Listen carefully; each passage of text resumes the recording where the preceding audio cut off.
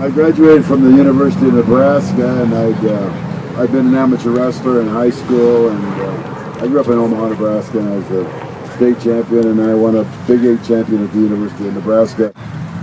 Anyway, I was when I graduated from college, I was drafted into the Army, and they were nice enough to. I wrestled on a world team for the United States,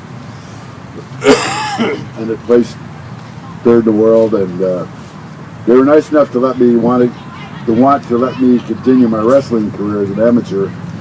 So they signed me to a place called Fort Hamilton in Brooklyn, New York. And while I was there, I got to wrestle all around the East Coast. Actually, we'd catch hops and I'd wrestle everywhere. Well, I hadn't been a big pro wrestling fan. I knew some of the names that were on TV in Omaha, you know. And wrestling in New York at the time was on Saturday morning for an hour or whatever. And John would say, "Let's go down and watch the wrestling, Jim."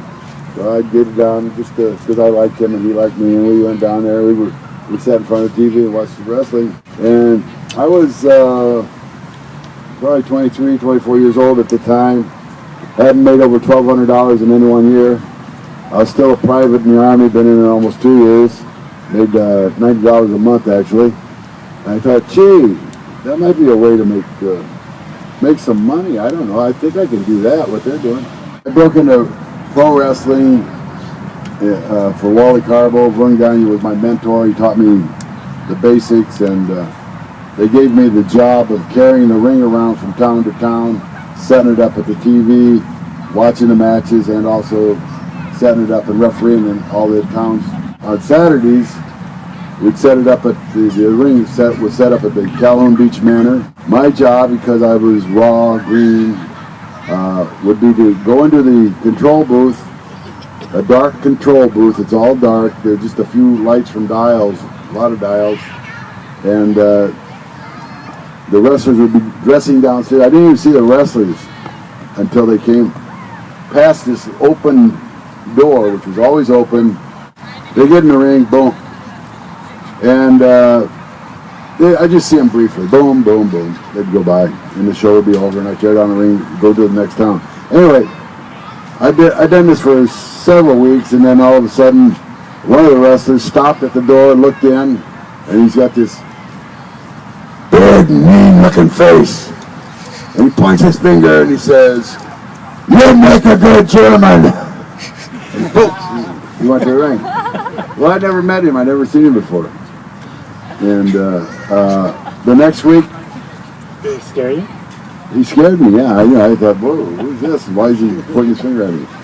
So I cowered back further into the darkness. So anyway, the next week, the same thing happened.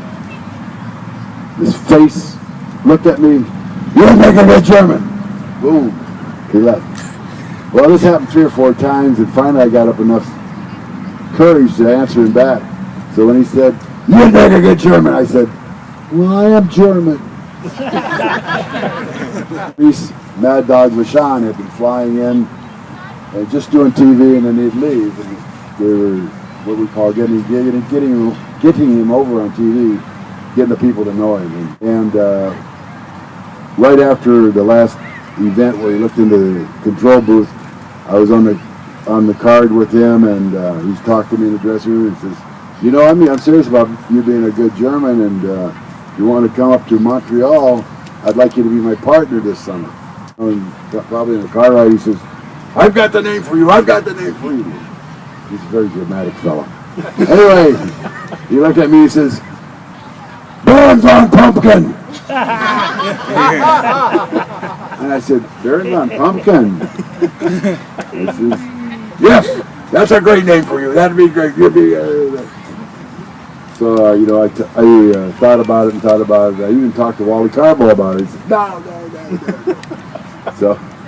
So I says, "I think I'd stick with my name, my last name, and Baron sounds okay." Because when I got my first haircut, my dad gave me a crew cut, and he said I looked like the Kaiser. So